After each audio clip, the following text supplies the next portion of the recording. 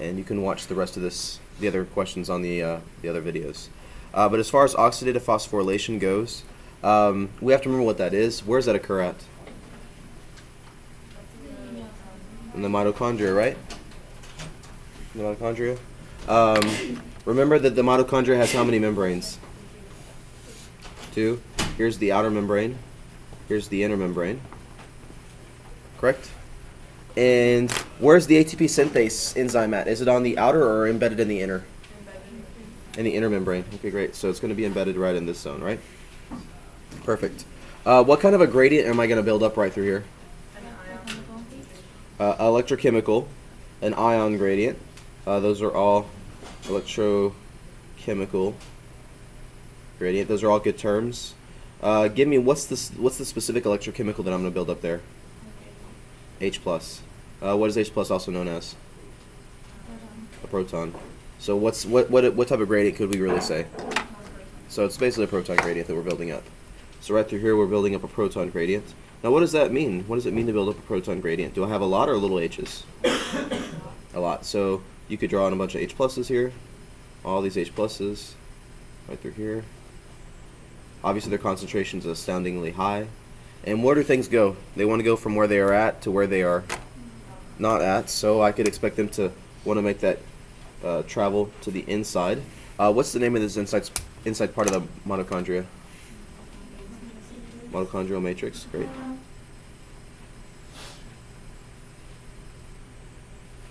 And as they flow through, they spin a turbine, and that's about all we'll say about how they do any kind of energy. They spin a turbine, and that turbine spinning allows the production of ATP, right? And that comes from, of course, ADP. So we would say that this enzyme, which of course is ATP synthase, it gets its chemical energy, if you will, from the H pluses, the proton gradient, right? Now I could backtrace that even more, and I think I want to do that. So let's follow this back into the past, not back in the future, like the movie. Let's go back into the past real quick, and let's talk about how those H pluses got there. How did they get there? The ETC. The ETC has 4 components, 4 complexes. This is kind of your fun fact for the day. So here's my 4 complexes. They're numbered 1, then there's 2 next to it, 3 is in between 1 and 2, and then there's 4 right there. 4 complexes in the ETC. So this again is known as the ETC, the electron transport chain system. And it's going to be carrying the electrons that it's able to get from the oxidation of NADH to form NAD+, as well as the oxidation of FADH2 to form FADH, or just FAD. So the electrons that are yanked off, if you will, are carried by this system. And where do those electrons end up? Okay, on oxygen, because oxygen is the final electron acceptor, and they combine with H plus to form H2O. That's not balanced, but we'll deal with it. Gotta know that for sure. Good. Let's see. And as they're moving along, as the electrons are being shunted through the electron transport chain, this moves H pluses to the opposing side. So H pluses go to the opposing sides.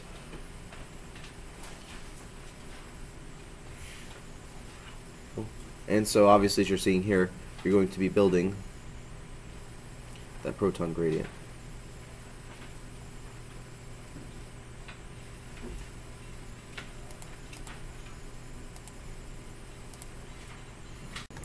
Okay, let's talk about a couple of water topics. So let's talk about water. And I know in your review it said to name some special properties of water. I said like 7. There's like a max of 7. You never really need to know 7. I'm going to go through some of them, though. Cohesion, that's a good one. Adhesion, that's a good one. Evaporative cooling, which is basically like sweating. The high specific heat of water. Bless you, by the way. Surface tension. The solvent properties of water. You could talk about water's density. I mean, you could throw in a slew of items here. There's a lot. But for sure, if I was going to put a blame on one item, on one topic, because of these properties, or if I was going to say that these properties occur because of this, in other words, these properties are emergent properties of one specific topic, of one specific property, and what is that? Great. Hydrogen bonding.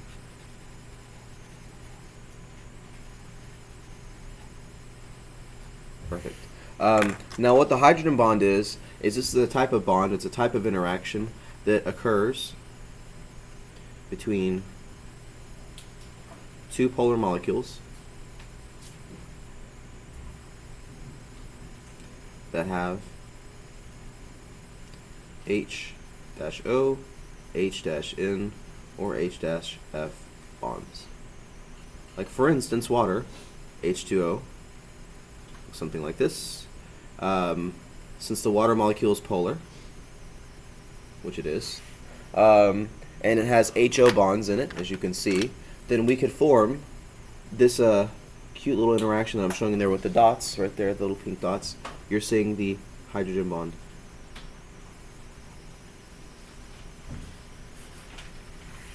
Cool? Thank you. Very good. If you're looking for an example of hydrogen bonding, water's the place to be. Right? That's why it takes so much energy to raise the temperature of water.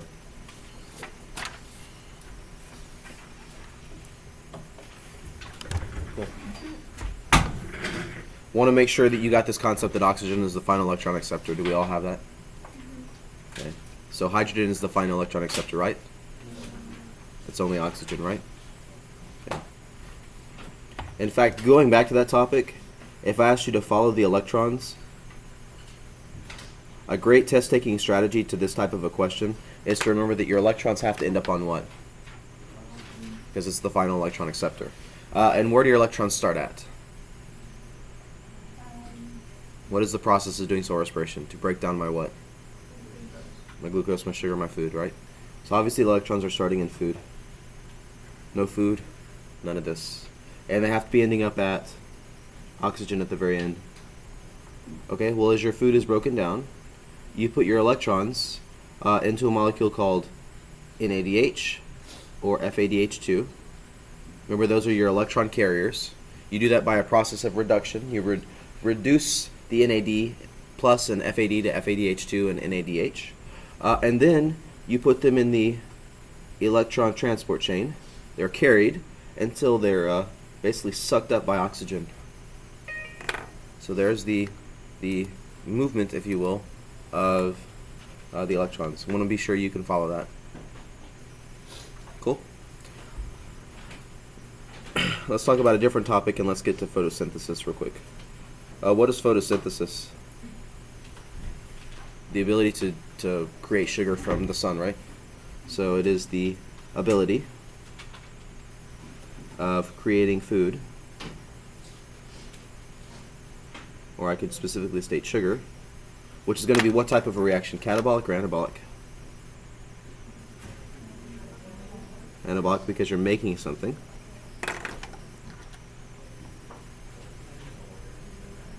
From CO2 and sunlight. Right? That's what photosynthesis basically is. To do an anabolic reaction to produce sugar from CO2 and sunlight. Now, don't forget that you also need what else as well along the way? Water, okay. And we could divide this process up into two types of reactions, or two processes. The first type, of course, is going to be the light reactions. What do you think that they require? Light. And then there's the dark reactions, or the Calvin cycle. Now, there's two things that the light reactions are making that are vital, and they're making them in what structure? Where does this occur at? The pancake. Thylakoids, which are, of course, in chloroplasts. Thylakoids is the location of this process.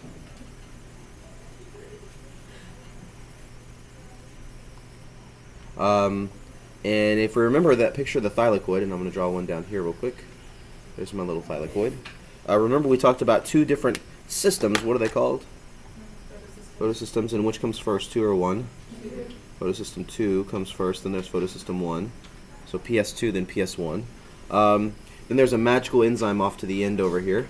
What's the name of that magical enzyme?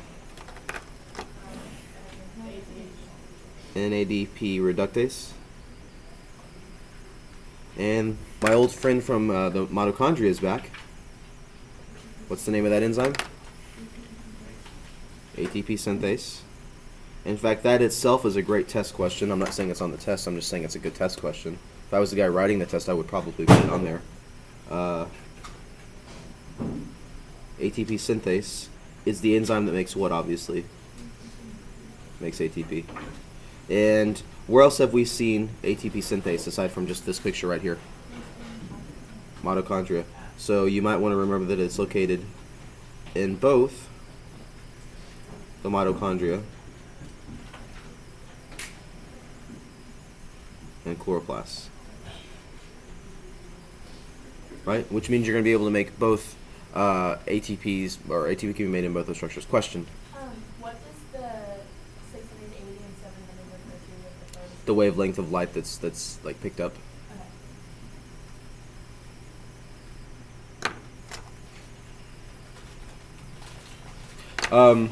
Let's see. When we talk about doing this, we've got the sun up here. Great. The sun's, of course, striking down photons, electrons getting excited, electrons being carried, electrons end up over here. And then, of course, what else do we have to do to replenish those electrons? Split what? Okay. You have to split water, which, of course, in that process produces the O2. That's what plants release out. What's the name of the plant pore through which CO2 and O2 are exchanged? Very good. So I'm going to write stomata there. And yeah, the O2 is going through. You'll notice your electrons there. Your electrons, of course, are replenishing the electrons that have been lost from the bouncing of sunlight.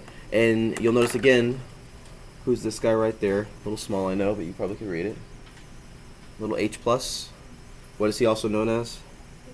Protons. And when you create a proton gradient, what do you have to do? If you create pressure, you have to release it, correct? And the only hole for H pluses that should be natural, at least, well, it should be a good hole at least, would be ATP synthase, which again can make what molecule? ATP. So yeah, you're making ATP in both the mitochondria and the chloroplasts, right? Want to make sure we got that 100%, and you can see why. Good. Now the light reactions, of course, you've seen this picture that they're occurring in the thylakoid. Don't forget that the H plus that is released through here, there comes my little H plus right down here, coming out the ATP synthase. That's going to actually combine with the electron we released earlier, and those two combination are going to be able to produce the NADPH. So you see that you have two products from this overall process. What are our two products? Perfect. Produces NADPH and ATP. And what's the purpose of the ATP? Of course, what is that supplying? So obviously it's going to be supplying energy.